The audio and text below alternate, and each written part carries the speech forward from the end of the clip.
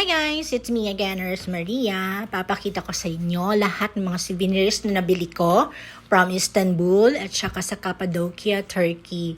So yan, mga rep magnet, of course, dahil yun lang naman ang mura.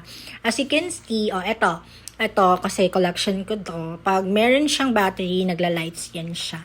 Ito naman, another collection of mine. Diba? Gusto ko yan. Picture ko nung nag-ATV kami. Yung tradition. And the certificate for riding. Lahat air balloon.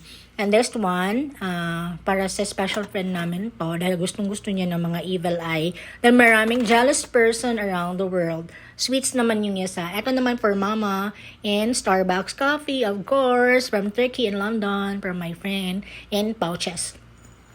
And this one, my favorite one, the ceramic mag. Diba, ang ganda ng design. Yun lang. Para coffee. And then, that's it.